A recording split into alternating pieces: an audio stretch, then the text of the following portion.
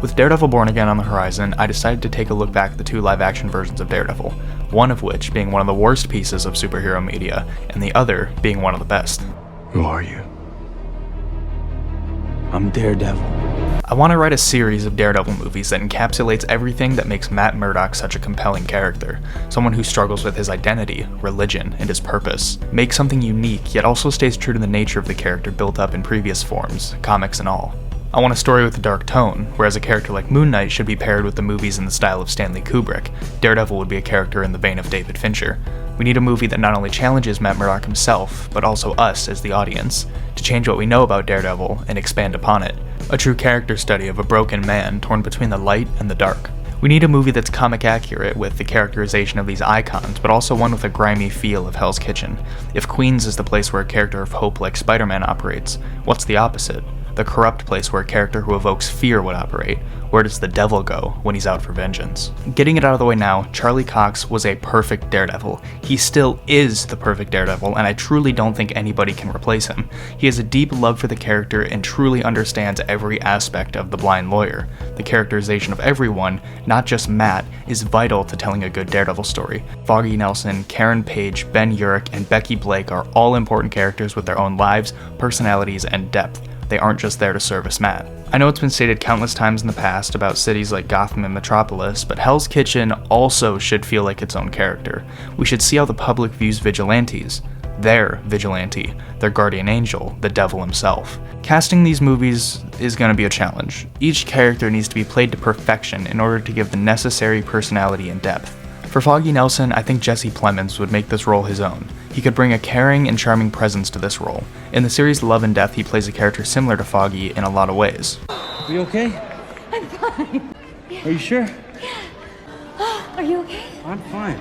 With Karen Page, we need somebody who can play warmth, but also determination. Allison Williams is a great choice for this. Even with performances where she plays a more antagonistic role in a movie like Get Out, she has moments of Karen in there. You know I can't give you the keys, right, babe? Elektra could be played to perfection by popular fan cast Ana de Armas. I know she's fan casted in a lot of roles, but I think the only 2 that really fit her are Catwoman and Elektra. She has that edge that's needed, and she isn't afraid to do action movies. She can bring that double-sidedness that's needed to play an assassin.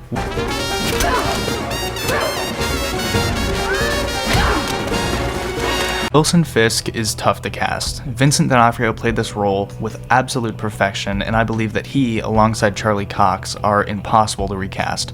However, I'll do my best. Glenn Fleshner or Dean Norris could both be fantastic choices.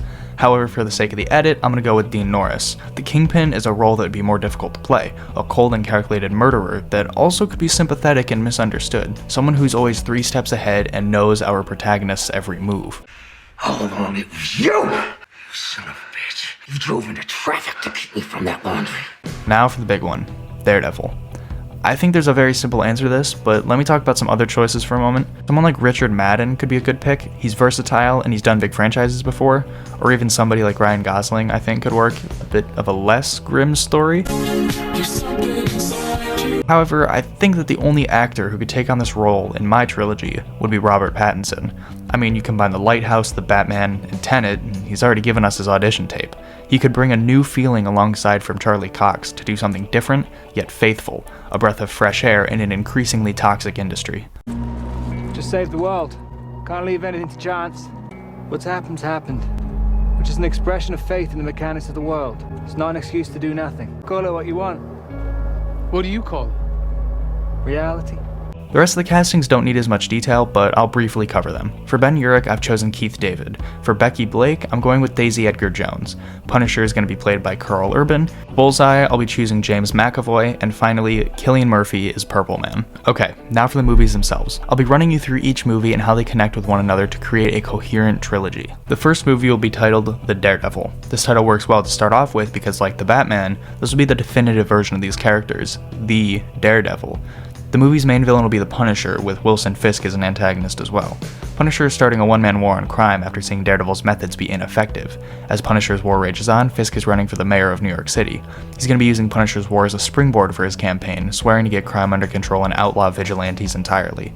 Fisk will be seen as a hero to the public. He won't be a direct villain in this movie, but will be a dark shadow looming over the entire movie and being set up as the main threat for the end of the trilogy itself. I want this movie to highlight aspects of Matt Murdock that the general public isn't familiar with. As great as the Netflix show may have been, it didn't have the highest viewership of all time. Even most superhero fans I know say they haven't seen it. We need to see how strong of a connection Matt has with Foggy, Karen, and Becky. We need to see their lives as well as Matt's. They need to be built up in this movie and the next one so that they can be torn down in the finale.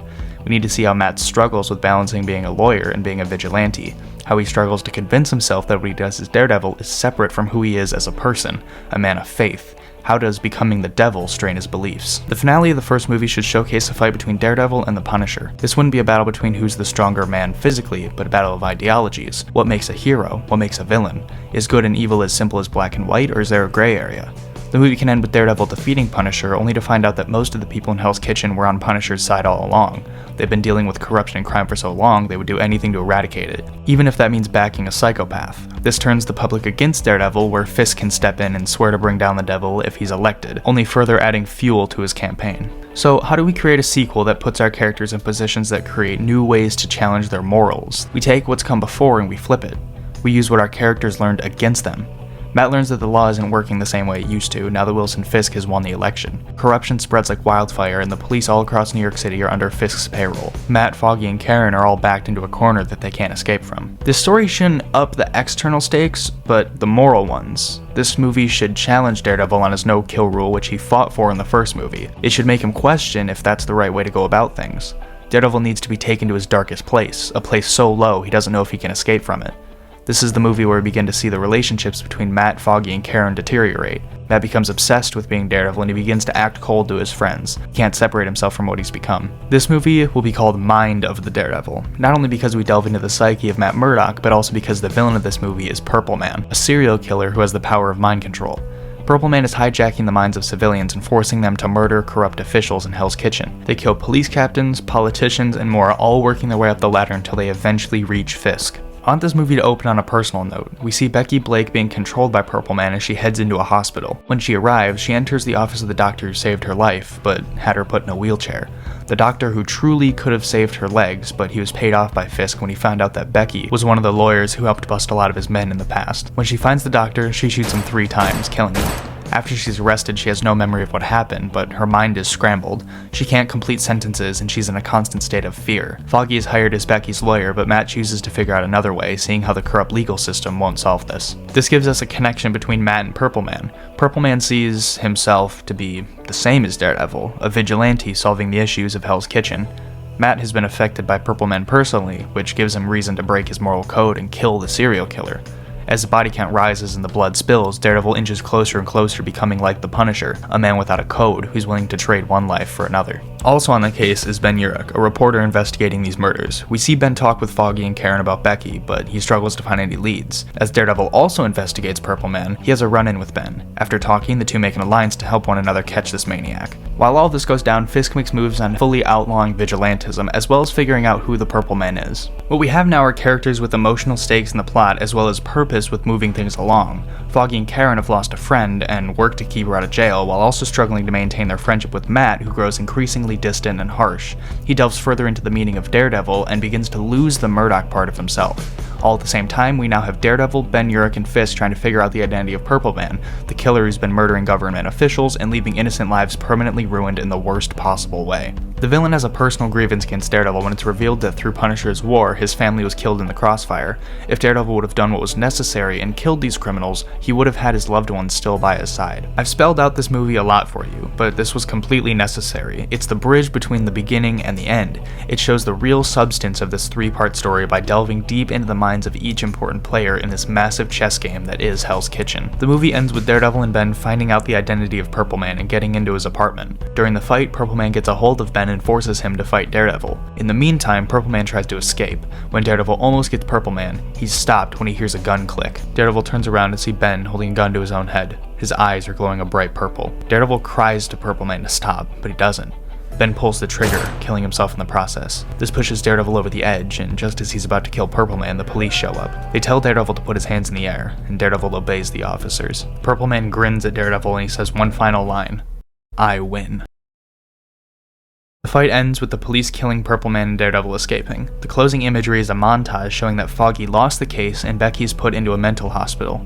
Matt is trying to process everything that's happened, and Fisk is getting word that Daredevil got away, finally putting the anti-vigilante law into effect. For the finale of the trilogy, the movie is titled Rise of the Daredevil. This movie will be the conclusion to our story and tie up loose ends. This movie will combine what came before with something new. In the first movie, we had the internal stakes with Daredevil and his moral code against the Punisher. The second movie was one of philosophical stakes. It tested Daredevil on what he learned in the first movie. He had his no-kill rule, and that was tested to the extreme. With this movie, we'll see the external stakes. What happens to Hell's Kitchen if Daredevil fails? In the finale, we need to do a few things. We need the dynamic between Matt, Foggy, and Karen to crescendo. With Daredevil and Fisk, we need to wrap up the rivalry. These can both happen organically. For the relationships aspect, Foggy is angry at Matt for not helping with Becky's trial, and Karen is angry at Matt that he's become so cold to them when all they want to do is support and help him. Matt finally tells them what's been really happening. He tells them that he's Daredevil. The room falls silent for a moment. Foggy just stares at his best friend with a look of betrayal on his face. Foggy feels lied to for over a decade. Everything they've done together, all the moments they've shared, they've all been built on lies. Matt's a shell of his former self. Matthew Murdock is gone. Karen tries to stay, but Matt shouts at her to leave. Going back to Fisk, the anti-vigilante law is in full effect. Every officer in Hell's Kitchen has been ordered to shoot to kill on sight if Daredevil is spotted. The public has turned on Fisk. His corruption was exposed and he was impeached from office. Fisk evades being put in prison by paying off judges and lawyers. He returns to Fisk Tower feeling defeated. All he can think about is Daredevil, this man pretending to be a hero when all he's done is put the city in more dangerous states than before. And then he gets an idea. He's gonna kill Daredevil, but he's gonna make him suffer first. And with that, we cut to 6 months later. Matt has been using his original black homemade suit when going out as a vigilante to avoid the attention of being Daredevil. He hasn't had any communication with Foggy or Karen since their argument, and he spends his days wandering the streets looking for trouble. He doesn't practice law anymore. He feels as if God has abandoned Hell's Kitchen, so he's free to let the devil out. One night, Daredevil stops an arms deal run by Fisk's men. When the goons report back to Fisk, the Kingpin realizes that this was Daredevil. He never really went away, he just changed his identity, and he works more secretly. Fisk finally decides that it's time to end Daredevil. He hires the help of a mercenary with the extraordinary ability to turn any item into a weapon. The merc calls himself Bullseye. Fisk hires him to figure out who Daredevil is and make him suffer. He needs Daredevil off the board in order to complete his plan. After a while, Bullseye eventually figures out that Daredevil and Matt Murdock are the same person. He does research into Matt's past, then targets Foggy and Karen. The rest of the movie would be about Matt having to reconnect with his former friends in order to keep them safe. Knowing about Matt's secret life once put them in danger, but now it's the only thing that's protecting them. Towards the middle of Act 2, we're introduced to Elektra. She re-emerges for an unknown reason. Daredevil runs into her, and he questions why she's back. She tells him that one of the Hand's top assassins has gone rogue and began taking jobs as a mercenary. His codename among the Hand was Bullseye. Fisk wants to take control of the Hand and use them to take back his power in Hell's Kitchen. Daredevil dons the classic red suit once more, and he teams up with Elektra to take down Bullseye and Fisk. The philosophical stakes are once again testing Daredevil's no-kill rule, but this time, he's able to overcome the temptation to kill Fisk and Bullseye. He's grown as a person and he understands the importance of having his friends around, his family. He knows what Daredevil stands for. Daredevil is the darkness before the light, the one to take on the sins of the people in order to show them the light, the good side of Hell's Kitchen. The final battle is climactic. Daredevil and Elektra fight Bullseye. This fight ends with Daredevil and Elektra defeating the mercenary, then Elektra taking him back to the Hand to be dealt with in their own ways. Then, the real finale. Daredevil finally confronts the Kingpin. 3 movies have led to this moment. Their rivalry builds until it reaches a breaking point where both men snap. But there's a difference. Daredevil has something to fight for, people to fight for, a future to fight for. Kingpin fights out of rage. He fights out of spite and revenge, a lust for power. Kingpin is the final test of Daredevil's moral code, the one person who has been causing every problem in Hell's Kitchen for so long. Ending him means ending the corruption in Hell's Kitchen. The underlying theme of this entire trilogy is that if Daredevil can overcome his demons to be better, then we can too. The movie ends with Fisk being defeated and Daredevil making the right choice, the choice of life, the choice to not become what he hates. Matt returns to law and puts Fisk behind bars. Anti-vigilantism law is repealed and the relationship between the 3 friends is repaired. Hell's Kitchen can go on, knowing that they have a guardian angel to look out for them. A guardian angel in the shape of a devil. These movies represent everything I love about Daredevil. A broken man trying his best to figure out who he is. A story of human connection. A story about doing the right thing when it's the hardest thing you can possibly do. While the Netflix series gave us an amazing interpretation of this character, I think it's time we get a mainstream rendition that shows us overcoming our demons is how we move forward and allow ourselves to love again. Thank you for watching this video. This took a really long time to make, and I appreciate every single one of you for your support by watching to the end. Subscribe and become a channel member today.